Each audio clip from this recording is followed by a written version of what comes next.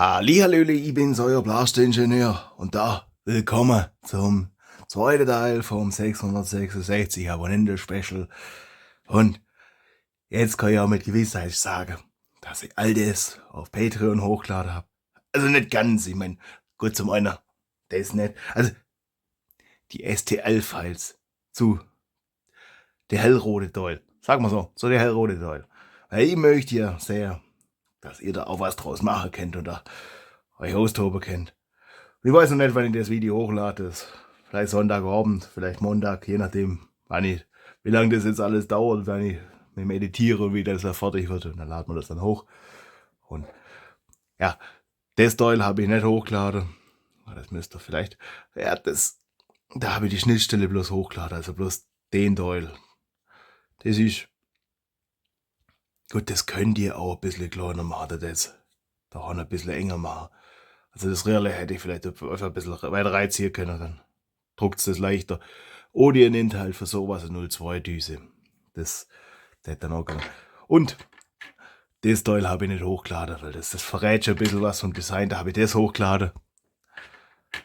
Seht, wird ein bisschen teuflische Geschichte. Aber bin mal gespannt, was ihr so aus dem Bläschle macht.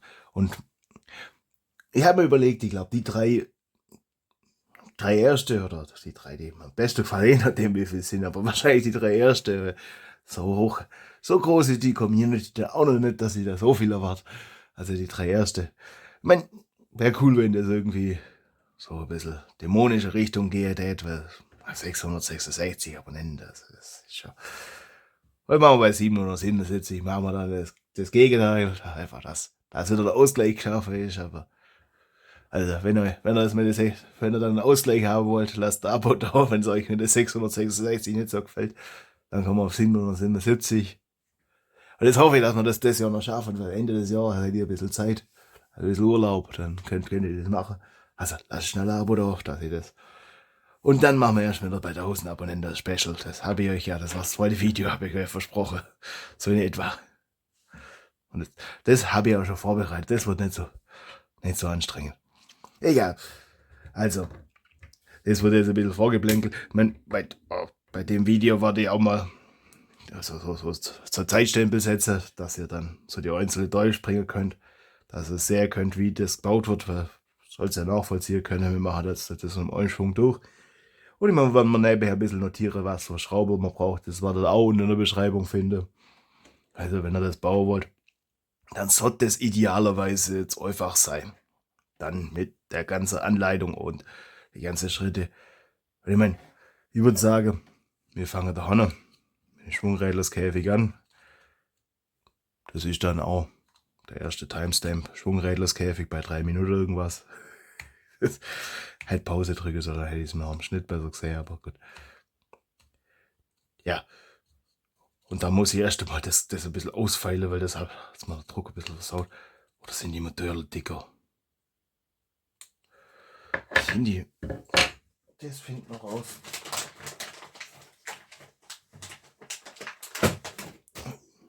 Oh je. Ui. Mein Magen beschwert sich. Ich bin mal gespannt, ob man das auf der Tonaufnahme hört. Ne, die sind identisch. Wir nehmen da die rote, weil das einfach besser passt. Und machen wir Schwungrädlerskäfig. Dann machen wir diesmal Treffle Kleber rein. So super duper Spezialkleber. Sollte ich auch noch vom nächsten Schnitt vorbereiten. Dann machen wir das. Ich glaube zu den Magazinen. Aber das machen wir auch. Aber ja, Schwungrädlerskäfig, gucke, dass die Elektrik passt. Weil wenn da was nicht passt, dann dauert das sowieso noch länger. Habe ich alles vorbereitet. Brauche eigentlich bloß das Steckerle da hinten. Plus minus oder die Buchse. Ich meine, das könnt ihr am Ende des Tages so machen, wie ihr es wollt. Ihr habt halt die Buchse, weil ich da so eine Batteriebox habe, die ich gerne für alle Blaster verwenden will. Das ist immer dieselbe. Und da packe ich dann EMS rein, da könnt ihr auch normale Batterie reinpacken, da hat das Blaster ein bisschen weniger Dampf. Könnt natürlich auch ein Lipo verwenden und alles. Ich wollte halt einfach bloß eure Batteriebox und dann könnt ihr es dann modular nutzen. Dann mache ich normalerweise auch so T-Stück mit Spannungsanzeug, das habe ich jetzt doch noch nicht gemacht.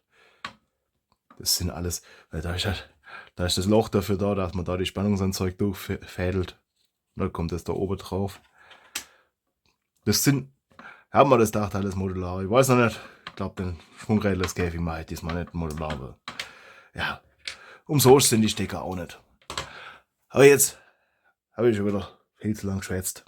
Das ist eigentlich ganz einfach. Das wird so, so, so, so. Dann wird jeder miteinander verlötet.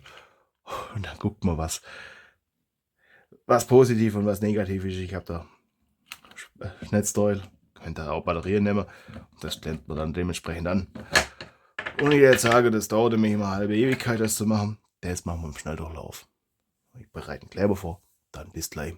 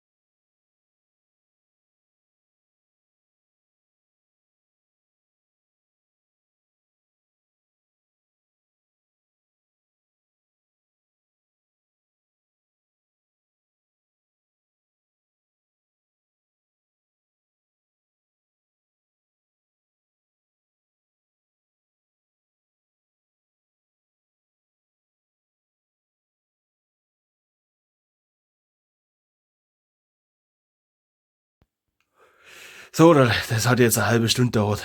Ich werde es stark reduzieren. Stark reduzieren für euch. Das hat sonst keinen Wert. Ja, ich muss das Modell anpassen. Und dann findet ihr irgendwann mal. Oder ihr müsst halt euren Drucker besser einstellen als ich. Das ist jetzt da unten, hat es das ein bisschen. Es hat eigentlich alles gerade sein und nicht nach Hause gegangen. Da habe ich halt den Drucker irgendwie nicht sauber genullt oder so. Und dann ist das halt. Ja, und dann passt das alles nicht mehr so. Deswegen musste ich den Scheiß jetzt alles wegfeilen. Aber ich glaube, mit so einer leichten Phase können wir den Motor auch leichter reinkriegen und dann ist die Druckereinstellung auch. Ist das alles ein bisschen toleranter. Aber ja, jetzt ist es geschafft. Gut. Der eine Motor musste dran glauben. Der musste wieder raus, aber die Dinger sind zum Glück nicht teuer. Das ist halt das Scheiße. Aber ja, gut. Was willst du machen? Wobei, den könnte ich vielleicht auch wieder reparieren. Ja. Ja. Sollten eigentlich reparieren, aber das überlasse ich euch. Wenn ihr den repariert sehr wollt, dann machen wir da aber auch mal ein Special dafür, dass ich gucke, ob das Ding noch reparierbar ist. Das könnt ihr dann in die Kommentare schreiben, wenn ihr das eher wollt. Ich mache jetzt auf jeden Fall weiter. Löte da die Käbel noch, dann testen wir. Dann klebt man die Schwungrädler rein, die ich sage. Oder dann löte die Käbel noch, dann testen wir welche Dreh. Oder machen wir die Schwungrädler gleich drauf. Die können wir eigentlich gleich drauf machen.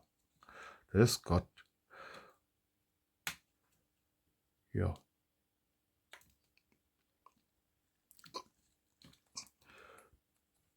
Diesmal sind die.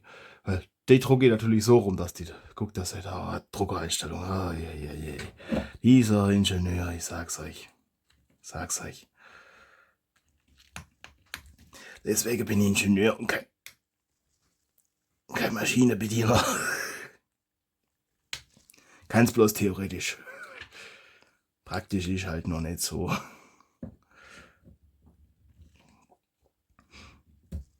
Okay, der Satz wäre im anderen Kontext auch komisch kommen. Also, so. Ja, dann sagt er, super Leute, ich kann es halt bloß theoretisch, praktisch kann ich es noch nicht ganz so. In welchem Kontext, das dürft ihr euch jetzt überlegen. So hoffe ich, dass das Gott Ich, ich meine, prinzipiell weiß ich, dass es gut wäre. Scheiße, mein Motorrad nicht geht, aber die kann man, glaube ich, nochmal runterziehen dann. Oder die halt nochmal ausdrucken. Dann gibt es eine lange Mittagspause. Aber ich löte jetzt erst einmal. Wenn die wieder runtergegangen, machen wir Kleberle dazwischen. Dann, das machen wir schnell durchlaufen. Dann, bis gleich.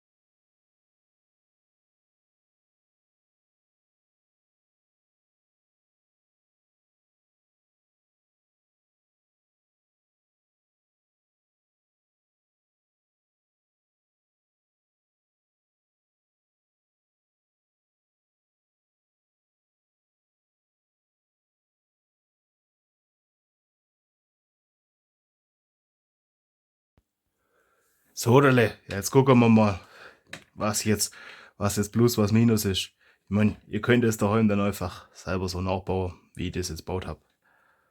Jetzt gucken wir mal.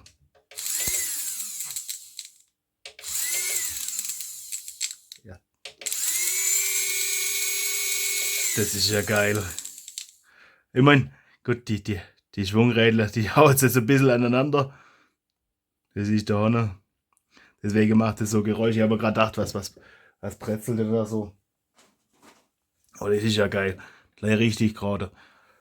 Das heißt, ihr könnt die eigentlich nur, gut, ihr könnt sie umdrehen einbauen, aber da habt ihr recht, scheiß Verkabelung. Also solche Motorräder könnt ihr eigentlich nur so einbauen. Gut, jetzt könnte sein, dass andere Typen von Motorräder erwischt. Also der euch die Prozedur einfach empfehlen, bevor das hinter dann nachher verbaut und dann noch. Wobei, Ende des Tages ist dann auch bloß das Ding umdrehen. Das ist jetzt da noch. Oh. Hui! Ja, ich sollte meinen Drucker gescheit einstellen. Das ist da noch. Ah, der Herr Ingenieur ist halt ein Schlamperle. So, was wir jetzt machen müssen, das Netzteil wieder aufs Seite packen und dabei nicht den Lötkolben. Die Lötkolben habe ich da seitlich versteckt. Das ist einfach praktisch. Okay. Mal.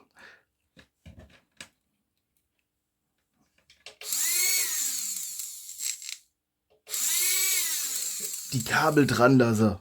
Eieieiei. Andersrum war's. Die Kabel dran lassen.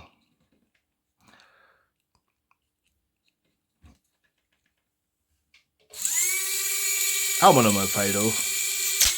Ja, so passt's. So passt's. Die Kabel dran lassen, das ist wichtig. Dass ich weiß, vorne ist rot, hinten ist schwarz. Also vorne ist Plus, hinten ist Minus. Zumindest rotiert so rum richtig, ansonsten haut uns die Pfeile ins Magazin rein. Das geht nicht. Das verhindert die Fäden. Also jetzt löten wir Kabel noch. Und dann machen wir da noch. Das wird jetzt dann, wobei wir löten mal die Kabel noch. Schrauben den da zusammen. Und das ist relativ simpel. Das ist da noch. Das sind die zwei Schrauben. Dann kommen da zwei M3 Gewindestangen rein mit jeweils Mutter unten oben. 3D-Druck Crew steht vorne. Da geht noch Pfeil ein bisschen drüber. Und da kommt dann nachher, wenn die Pusher-Einheit fertig ist, kommt dann nachher da nochmal Schraube durch. Das müsste der M5x45, glaube ich, sein. Ihr findet da komplette Liste noch in der Beschreibung, weil das brauche ich auch für mich selber mal. Das habe ich tatsächlich noch nicht gemacht. Ich habe halt immer im Schraubensortiment geguckt. Aber wenn ihr dann doch mal, gerade jetzt für die Aktion, wenn ihr da eure Blaster-Designs mir präsentiert und ich das nachbauen will, sollte ich vielleicht doch vorher das ganze Zeugs da haben. Und die Fädel, da muss ich euch auch nochmal beschreiben, welche sind. Und die andere Fädel, da kommt immer noch Fädel, nein, da kommt der Fädel dahinter, muss ich auch gucken. Ich schwätze schon wieder, weil ich keine Lust habe. Das ist, Ich merke immer, dass ich ganz lieber schwätze, wie ich schaffe. Also, ich löte da habe ich jetzt Kabel noch. Die machen mal lang genug. Also bis nach hinten gegangen. Dann schraube ich das zusammen. Und dann schwätzen wir noch mal eine Runde. Und dann machen wir das. Dann bis gleich.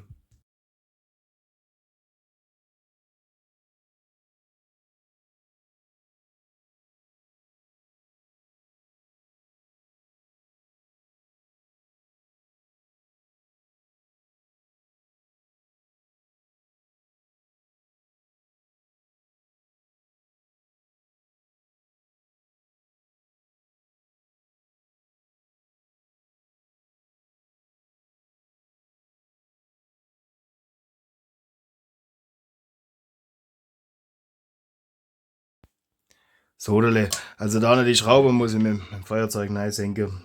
Oder nein, da. Warm machen und halt reindrücken. Und genauso da vorne. Das mache ich jetzt. Habe jetzt kurz ein Feuerzeug geholt. Machen wir Schnelldurchlauf. Das passt aber jetzt. Sonst passt es jetzt so. Die Kabel werden dann nachher da. Da ist ein Kabelkanal. Aber so. So sieht es dann noch aus. Eieiei. Das ist jetzt halt. Also da bin die Schraube alle richtig. Da ich glaube, da die Schraube habe ich vergessen. Da kommen 2 durch. Und die Schraube der Hanna habe ich da dazu zählt und da dahinter zur Schulterstütze. Also sauber nachlegen. Das Teil gehört zur Schulterstütze. Das kommt noch an Schulterstütze rein. Dann haben wir oben das Magazin noch. Also, das ist sauber sortiert. So. Dann würde ich sagen, ich brenne die mal im Schnelldurchlauf, ne? Und dann machen wir mit dem Pusher weiter. Bis gleich.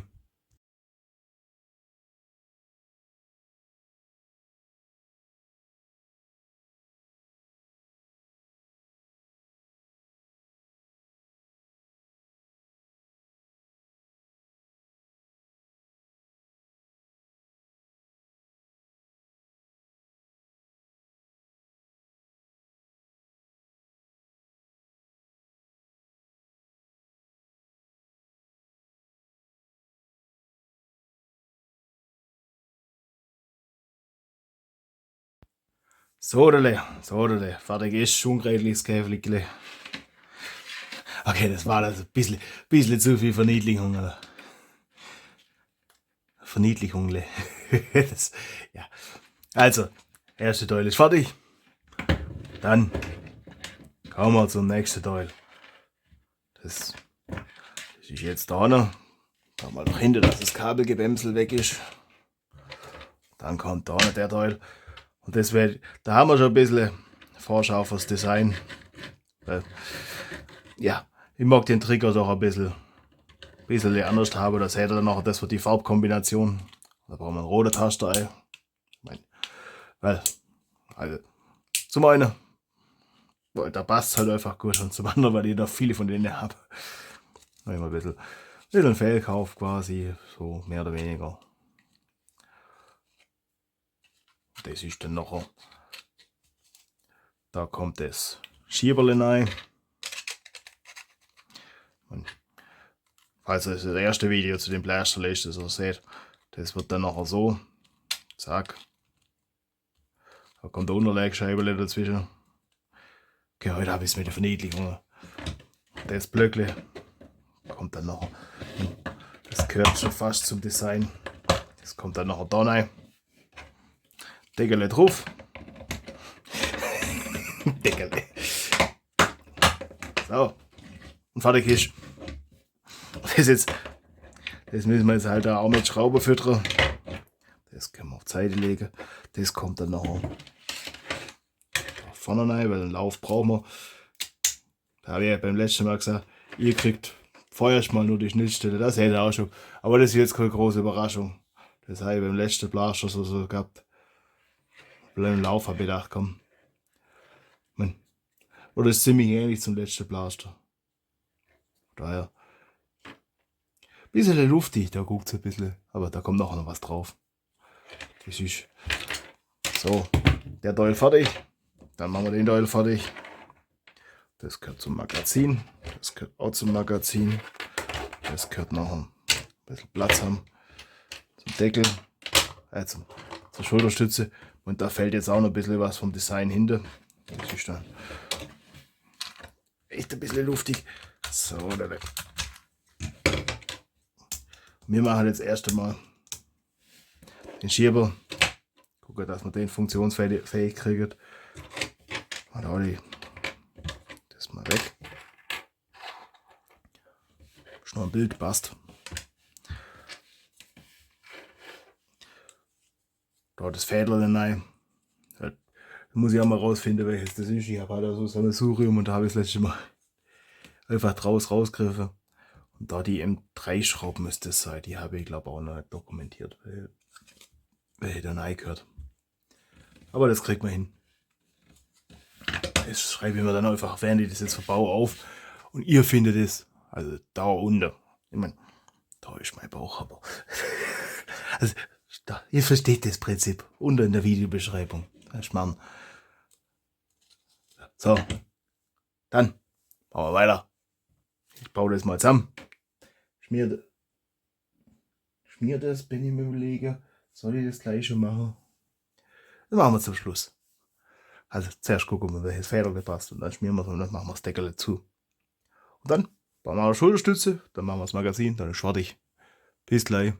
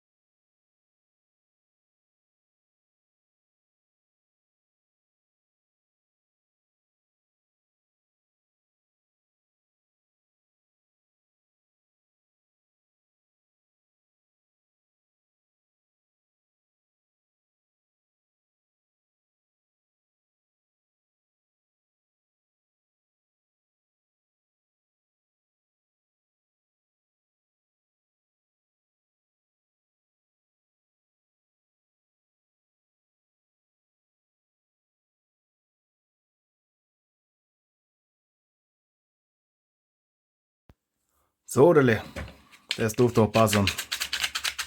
Und das Fäderle muss man so rum einbauen, dass es natürlich nicht jetzt so einbauen, dass der Buckel nach unten geht. Also das ist hier. Ich hole mal das Fäderle. Habe noch ein paar auf der Saube. Also so, dass das halt die Richtung zeigt. Weil sonst Gott, hängt es dann weg. Die Mutter müssen wir noch verschaffen. Und irgendwie habe ich da ein bisschen, ja, da gehört keine M5x40 rein. Alle andere M5er Schraube, da sind M5x40. Da brauchen wir sie dann nachher wieder. Ich meine, davon habe ich auch einen ganzen Haufen. M5x25 und M5x20, glaube ich, fürs Magazin. Ne, 5x20.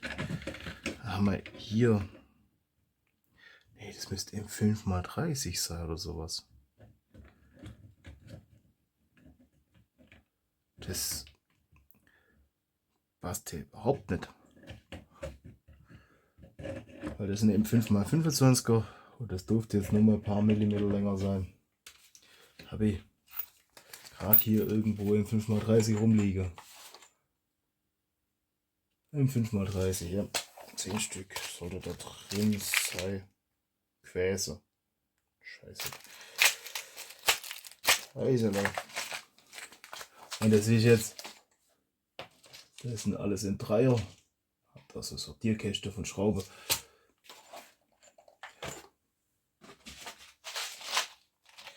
Die ist gerade hoch bis im 5x. Das ist die da noch. Das ist Weng. Das geht jetzt ohne Design, können wir das so verbauen. Das ist jetzt halt blöd gelaufen. Dann sehen wir, wie viel die lang sind dann. Und die muss ich dann beim nächsten Mal tauschen. Das wird jetzt halt fürs Testen ein bisschen unangenehm, aber ja, mei, ich werde es überleben. So, dann müssen wir da das Tasterle reinlöten. Dafür müssen wir dann noch das rote Kabel durchschneiden. Dann montieren wir die Schulterstütze noch. Ich glaube, irgendwann mal zwischendrin mache ich Mittagspause. Mein Magen beschwert sich ein bisschen. Das könnt ihr auch abschätzen. Gut, ist jetzt 2. Dann wisst ihr, wann ich etwa das Video gemacht habe, wenn ich so und seht, wann ich es hochlade. Aber das war mal ein schneller Lauf. Bis gleich.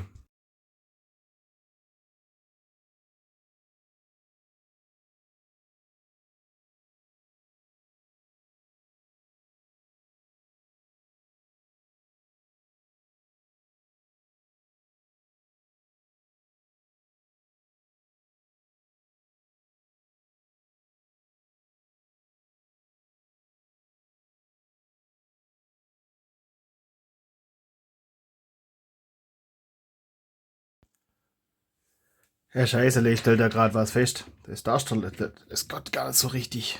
Das ist schön. Das ist schön. Und ja, das da vorne ist auch. Ja, das ist halt ein bisschen zu viel Design. Das muss ich nochmal irgendwie anpassen. Weil das, man muss gucken, dass ich die Belastung möglichst weit oben habe. Da könnte ich dann mit dem Ganzen, muss ein bisschen mehr Material geben.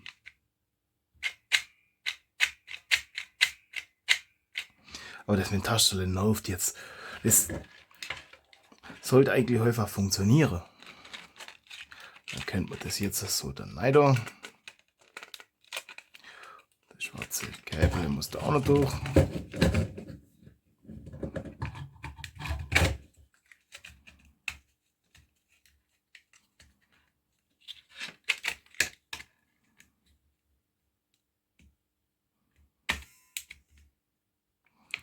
Dann wird der Teil fertig. Und gut, dann wäre das eigentlich schon fast ein komplettes Blästerle. Mein Magazin der noch nicht halt, aber wir machen jetzt alles. Nochmal Schläufe. Ich gucke, dass ich eine Schlaufe. Ich gucke, dass ich Taschenle finde. Löt das andere aus, löt das neue Ei. Das machen wir schnell durchlaufen. Bis gleich.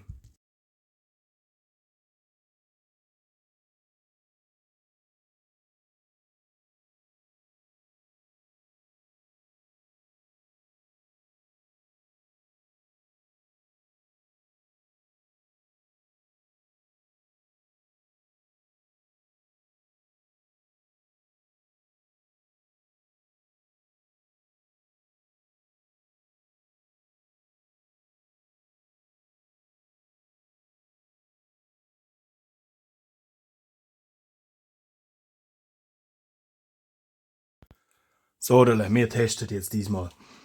Packen wir jetzt da. Oh, Lötkolben habe ich vergessen auszuschalten. Ganz so dramatisch, aber deswegen jetzt kurz nebenher klicken, das musste ich jetzt noch erledigen. So, ich packe da jetzt so IMR-Zeugs rein. Knöpfle nach vorne. Da. Das ist so klasse. Das Plus ist halt das, was man nicht lesen kann, und das Minus kann man lesen. So, dann on und on. Das. Okay, jetzt geht's. Wunderbar. Dann off. Das weg. Das mal auf die Seite. So, dass man, weil mir dürfte die jetzt mit Löte eigentlich fertig sein. Ja, fertig Löte. Hab da noch Tröpfle Heißkleber noch gemacht. Jetzt hält's hoffentlich. Hier erzähl ein Stuss. Ich erzähl ein Stuss. Ich hab da Tröpfle Ding. Sekundekleber noch gemacht. Das, was ich sag, nicht das, was ich meine. Das, was. Jetzt erzähl. Das, was ich meine, nicht das, was ich sag. Egal. Ich baue das jetzt zusammen. Dann mache ich Mittagspause. Und dann machen wir das andere weiter. Dann, bis gleich.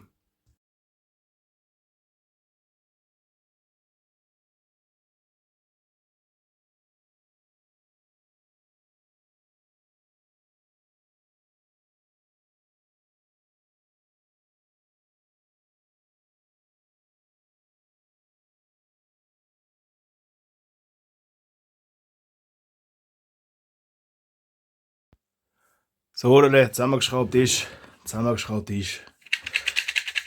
Und Scott. Also, zumindest der Teil. Der andere Teil testen wir jetzt gleich nochmal. Weil da erwarte ich jetzt keine Überraschungen. Und Scott. Das ist wunderbar. Off. Weg. So. Dann kommen wir jetzt zum vorletzten Teil. Die Schulterstütze. Also vorletzte Teil für heute, weil das Design fehlt ja noch. Aber das ist ja nicht Teil vom Standard. Oder wird dann langfristig nicht Teil vom Standard. Deswegen, der Teil ist immer ziemlich Standard, immer mal abgesehen von Trigger-Variante. So, das sieht dann auch so aus. Da kommt das Deckel hinein. Dahinter kommt dann noch Designer. Da Hanna. Das. Da brauchen wir 3 unterschiedliche, 3 Schrauben und eine Federle, dass das da vorne drückt. Das muss ich noch rausfinden, was ich da genau brauche. Das ist halt. Ja, ich habe es auf Video aufgezeichnet, aber dokumentiert habe ich es nicht. Deswegen müssen wir da mal Teileliste anfertigen und gucken, was für Federn reinpasst. Und das schreibt man dann alles auf und schreibe unten Kommentare rein. Und dann, wenn ich es nämlich suche, und das wird hauptsächlich mal von Anfang sein, dann weiß ich auch, wo es ist. Das Dokumentation macht man auch für sich selber. Das Weisheit vom Herrn Ingenieur. Sag's euch. Muss ich ein bisschen schimpfen, was ich da Ingenieure drauf habe, die nicht sauber dokumentieren. Ja, das geht einfach nicht. Das ist Teil vom Job, das gehört dazu. Aber ich würde jetzt sagen, wir brauchen da 5 von denen. Von denen. Da habe ich die ganze Packe voll. Dann kann ich auch rausfinden, was ich da für Schraube brauche. Genau. Das Messmittel Nummer 2 holen. Der Messschieber. Das, was jetzt da übersteht, das brauchen wir halt nicht. Und wenn ich faul bin, das nochmal zusammen zu fummeln, dann mache ich genau das, was ich sie absäge. Weil die Schraube ist halt, da hängt ja das Gedrehding mit dran. Die ist ein bisschen. Wobei, kann sein, dass wir den Trigger so tauschen müssen. Das sehen wir dann. Das ist ja. Da brauche ich. Also ein paar Verbesserungsdinger. Da haben die Motoren müssen mit der Phase rein, dass die leichter reingegangen raus. Und da haben das Ding, da haben der Schieber. Der braucht da drin einen Anschlag. Und das Druck ist von dem Blaster nicht raus, aber das kann ich gleich verbessern und euch die Teile für die nächste Version hochladen. Das kann aber ein bisschen dauern, also es geht auch so, also das habe ich halt einfach ein bisschen, weil der Druckernullung irgendwie nicht passt. Oder das ist ein bisschen zu tief und dann Gott, da wird das Hunde so bräut. Egal, wir bauen jetzt das zusammen und ich gucke, dass ich die Verbesserungen mache und das euch wissen lasse. Und dann bis gleich.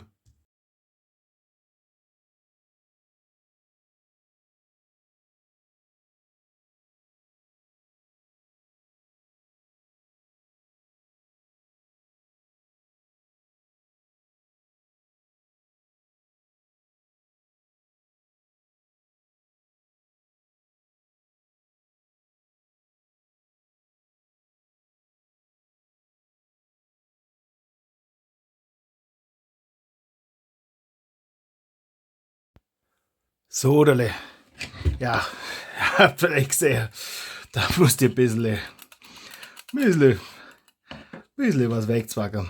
Das ist der Honor. Ja, mir ist eingefallen, ich habe da immer andere Federn genommen, die halt von Blaster übrig hatte. Das ist ein 5,5 x 38 minus ein Zentimeter. Das ist eigentlich noch fast zu viel. Und mir ist eingefallen, dass das Loch, dass es mit Absicht nicht da ist. Das brauche ich eigentlich gar nicht. Sparen wir die Schraube auf der Seite einfach. Das wurde da auch noch festgehalten nachher. Das geht ja da bloß so weit vor. Ja, das ist halt. Aber jetzt wissen wir, das ist ein 3x30. Wobei der Teil,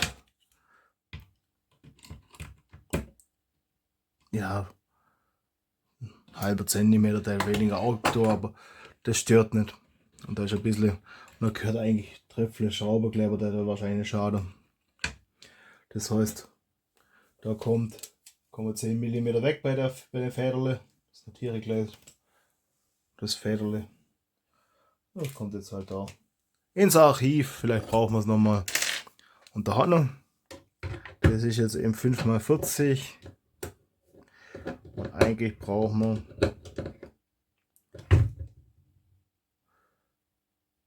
immer, hätten wir es ein bisschen überstehen, oder?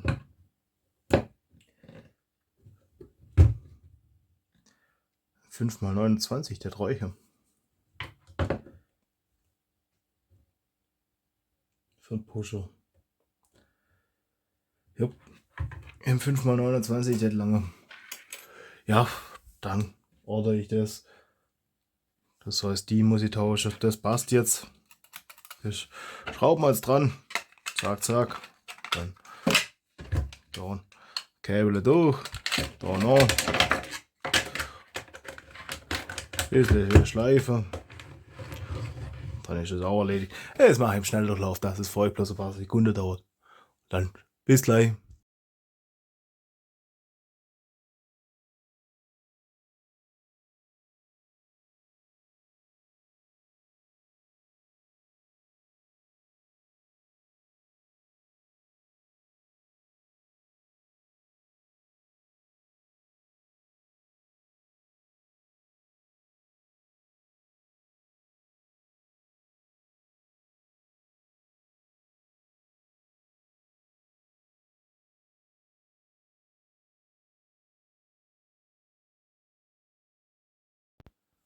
So, der eigentliche Blaster ist fertig. Ich sag's euch, ich weiß noch wie vor einem Jahr. Da habe ich auch nicht die so überlegt habe, wie ich denn das Magazin hinkriege. Und jetzt haben wir da dritte Version von Blaster und alles und ich sag's euch, was so möglich ist im Jahr, wenn man da einfach dran bleibt und das dann läuft und alles. Ja, das sieht im Modell. Seht's, aber der Versatz ist im Modell nicht da. Ich hab das alles ein bisschen schludrig ausgedruckt. Aber ja, das ist alles eher Prototypen, würde ich sagen. Für Serienproduktion. Das lassen wir da andere Leute machen. Muss ich mir überlegen, wie ich das. Oder vielleicht kriegt er doch spannungserzeugt. Da muss ich mir überlegen.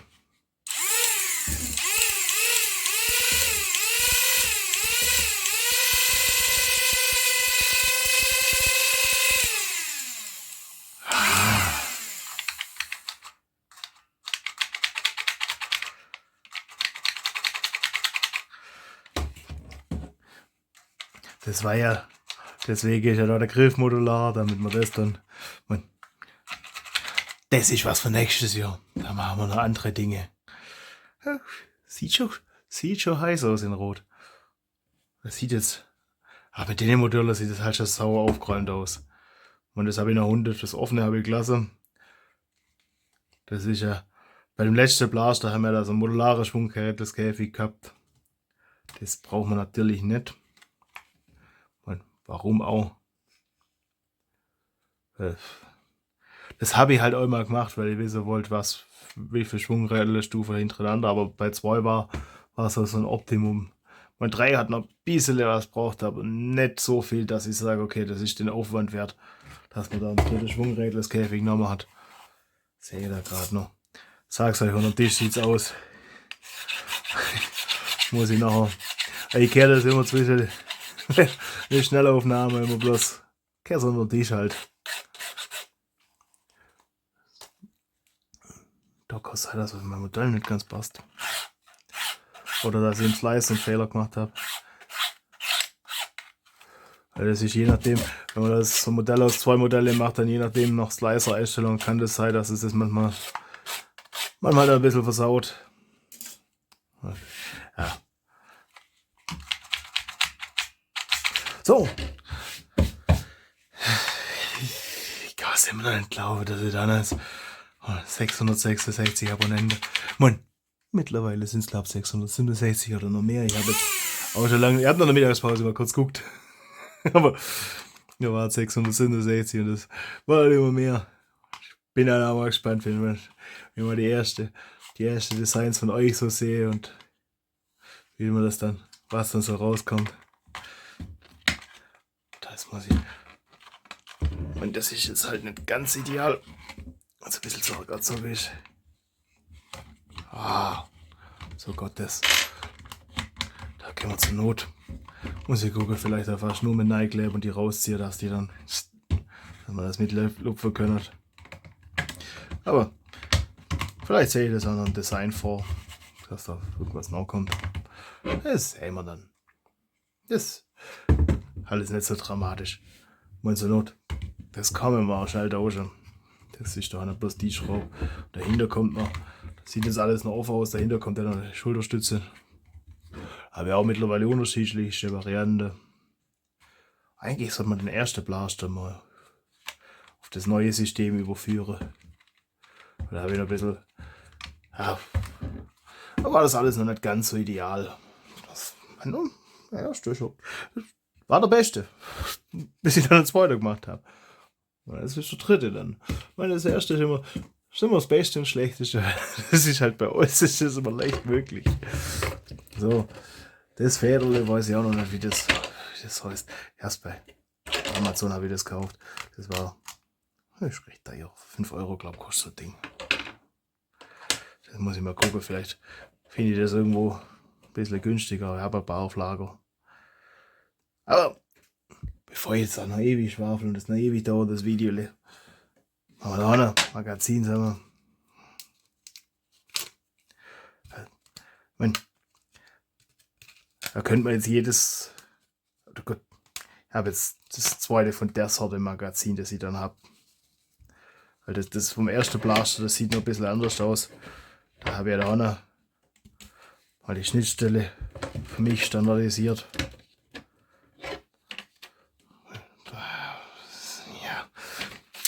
Ja, nicht so genau nachgucken. Man muss dann da kommt also Senkkopfschraube rein, die das Federle hält. Und da so war das, glaub. Und da muss noch Schrauben rein. Der kommt dann noch.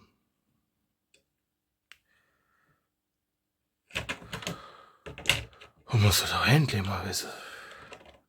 So rumspannt sich das. Ja. Das heißt, der ist so, da muss ein Schreible rein. Das dann da noch kalter wird. Da kommt das Schreible rein.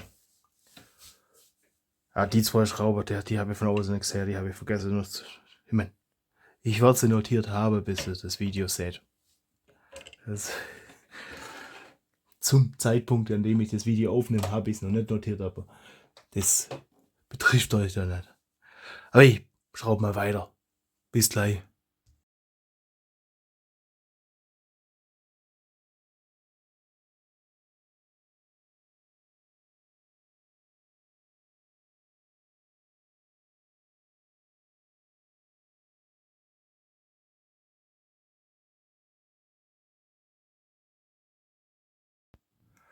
So, ihr habt gedacht mal zwischendrin kurz ein paar Worte. Also das ist jetzt beides mal Senkkopf M3x12. Und beim einen habe ich jetzt halt keinen Motor dazu. Beim anderen packen wir Motor dazu. Also, okay. Und das hier soll der M3x10 sein. Seht's? Bam. Ja. Das andere darf ein M3x12 bleiben. Das ist okay. Das darf auch ruhig ein 3x8 sein. Mal gucken. Was habe ich denn da? Senkkopf in 3x8 haben wir auch da. Das durfte auch lange. Ja. Dann machen wir da draußen in 3x8. Und das ist jetzt da das Federl ist so zwischen den zwei Schrauben eingespannt. Geht dann in die Richtung. Da wird das durch die Schraube gehalten. Ja, ich tausche die Schraube mal. Dann bis gleich.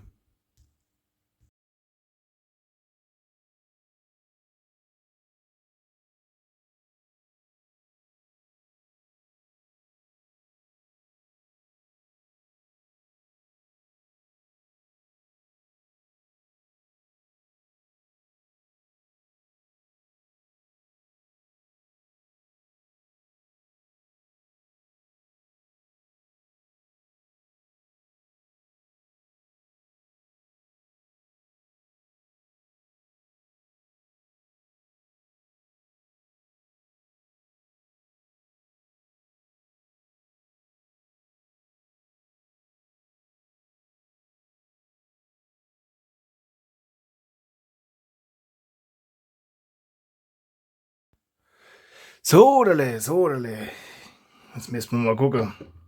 Das dürfte, das Schreible. Ja, dürfte 2-3 mm kürzer sein. Was habe ich da?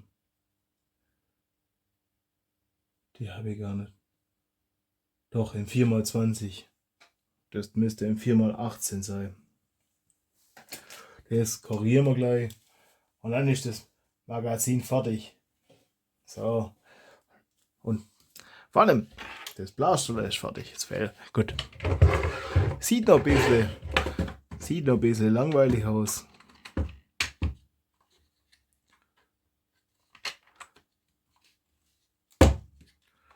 Das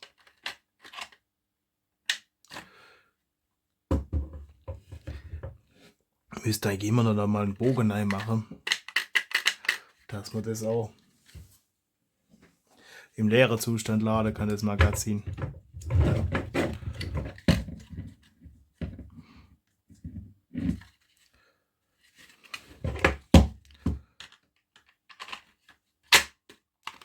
So.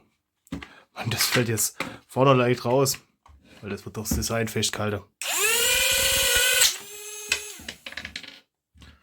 Ei! Ja, den Lauf machen wir nochmal.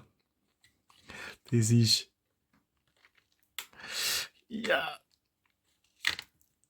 Denkst mir gerade, was hat's da weggeschossen?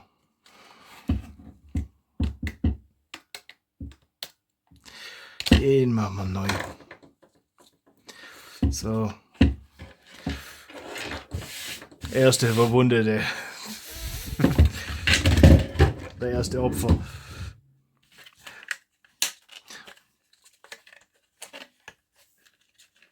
Ich mache jetzt keine Messungen. Die Pfeile wird es überall nachdrücken.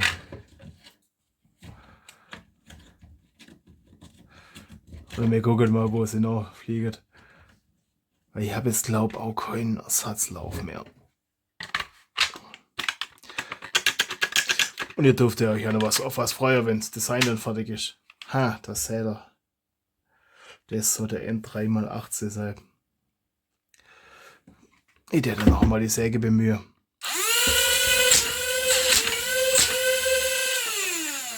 Ja, das tät gerne. Ich meine, das Magazin hebelt es da jetzt noch ein bisschen ab, aber wenn das nach unten drückt, kann man den Lauf umkehrt nehmen. Das ist auch nicht gut. Den muss ich anders machen. Das hat so keinen Wert. Ich muss ja wahrscheinlich. Bin ja froh, dass das da eine kalte hat, weil Ihr seht es vielleicht. Aber da könnt ihr schon erkennen, in welche Richtung es gehen wird. Und ich schreibe euch unten in die Kommentare zum einen, was ihr an Hardware braucht. Ganz wichtig. Und zum anderen, wie lang das ganze Video jetzt dauert hat. Und keine Sorge, das wird bei euch nicht so lang dauern, wenn ihr... Hoppala. Das war jetzt nicht geplant. Der Ingenieur hier heute. Das wird bei euch nicht so lang dauern, wenn ihr das Tasterle kontrolliert. Ihr müsst ja auch nicht rausfinden, was für Material braucht. Ihr braucht das Federle auch nicht kurz, ihr kauft einfach gleich richtiges. Also das Federle, das da drin ist, je nachdem. Und dann spart ihr euch einiges an Zeit. Das ist klar. Aber ein bisschen dauert schon. Aber danach hat man was Eigenes. Also das ist doch klar. Und ihr könnt ja da das Design anpassen, wie ihr wollt. Also ich träume ja immer noch vom Comic-Design oder sowas. Und ich meine, das Teil könnt ihr weglassen und dann alles Mögliche nachbauen. Das war ja, ich meine, was wichtig ist, also das Design ist nicht ganz funktionsbefreit. Also hier muss irgendwas drüber sein. Da vorne an der Stelle. Weil sonst fällt das Magazin raus. Das wird dann von dem Design kalter. Aber wenn ihr das wegmacht, könnt ihr da auch einen zweiten Blaster noch machen. Oder einfach den zweimal ausdrucken. Dann könnt ihr da. Ich meine, da müsst der Kanal. Wobei das könnt ihr auch. Da ein bisschen dicker machen. Das kann man dann schon hemdsärmelig machen. Da muss man da T-Stück und da kann man das auch rüber. Wobei das könnte ich schon eigentlich noch machen, dass man 2 von denen hätte und dann so feuern kann. Das wär schon cool. Und ein bisschen müsste man halt anpassen. Von Daumen müsst hier dann, also wenn es weiter müsst hier ein bisschen reingegangen. Und da die eher bevorzuge, den Schalter beim oberen zu haben. Und beim unteren dann bloß mit feuern zu müssen. Ja, da irgendwie, was ich vergessen habe, da vorne müsste eigentlich noch ein Loch rein oder so, dass man von vorne so Tracer Unit draufbaut oder so. Dass die dann auch. Aber das sind alles noch weitere Schritte. Das mit der Schraube stört. Im 4x18 habe ich kein 4x18 da. Aber ein Haufen im 3er. Nee, habe ich nicht. Das bei. Da habe ich glaube Unterlagsscheit dazwischen gemacht, ansonsten. Na egal. Dass das ein bisschen hochkommt, weil da kommt dann nachher Design drüber. Die Schraube sieht man noch nicht, sonst steht das ein bisschen komisch aussehen. Kommt der letzte Feuermann ab. Das wird dann nachher. Und das ist jetzt. Den hat es zerlegt. Den hat es so richtig aufgeschlitzt. Das zu laden ist ein bisschen. Und ich kann es euch auch da. Das wird so langes Video. Jetzt, das ist ein bisschen. Das laden wir.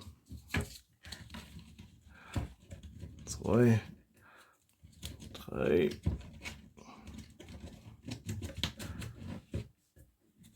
4, 5, 6 draus. Wisst ihr, das passt da schon schön. Der Deckel wird nachher. Ei! Jetzt bin ich da so lang fahre. Hätte aufhören sollen, als man gegangen ist. Das ist so.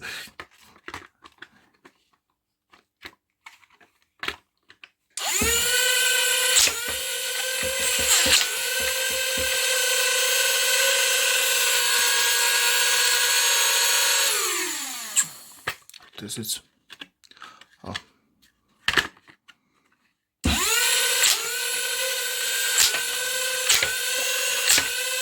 So. Nee, ist. Das Design vorne wird dann mit denen Schreiber dann festgehalten, deswegen haben die da auch noch ein bisschen Luft. Und unten war die Schraube auch in Position gehalten. Das heißt, dann nach oben kommt ja dann sowieso das nächste. Das heißt, die Schraube kann dann auch nicht rausdrehen, so wie ihr jetzt gerade seht. Ja, das war's. Das hängt jetzt wirklich nur noch ein Fädle. Heute habe ich es mit der Verniedlichung am Faden.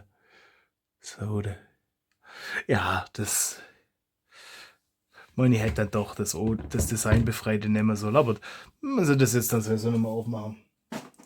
Und dann passt das. Ach, das ist immer wieder der ganze Stress wert. Die ganze Arbeit. Das macht schon echt Spaß, was in Hände zu haben, das man was selber gemacht hat. Auch wenn's alles noch seine Macke und Ecke und Kante hat, aber das ist einfach immer ein erhabenes Gefühl, wenn es hier noch sein Gebaumel hat. Ja, der kommt dann noch ins Archiv. Was hier aussieht, tut's. Ich meine, klar hätte ich es noch feiner ausdrucken können und alles aber ja, für so langsam mal. Ich meine, ihr kriegt bei der STL feinst den Trigger, der hebt was, den druckt er so aus, mit ein bisschen Stützstruktur, aber bloß ein bisschen. Der funktioniert. Und da kriegt er bloß die Schnittstelle, da müsst ihr so ein bisschen, das halt, ja, gucke. Das muss ich glaube auch einfach, das habe ich auch geschickt gemacht. Alles kein Thema. Kriegt man alles hin. Und dann lasst der Abo da, dann kriegt ihr mit, wenn der dritte durchkommt. Oder abonniert meinen Patreon-Kanal, guckt, ladet die Datei runter, modelliert da fleißig eigenes Zeugs, macht was draus und lasst mich wissen. Also Kommentare irgendwie, schreibt bei Twitter, wenn ihr bei Twitter schreibt, haut irgendwo Kommentare oder Videos, das seht ihr dann eher, weil sonst kann es ein bisschen dauern. Und Patreon könnt ihr auch kommentieren, also da findet man Möglichkeiten. Das ist die Sage, das kriegen wir hin, oder? Das kriegen wir hin. Und dann wünsche ich euch viel Spaß mit dem ganzen Zeugs. Wünsche euch viel Spaß beim Basteln, beim Designen. Und bleibt mir nur noch Tschüss zu sagen, euer Blaster-Ingenieur.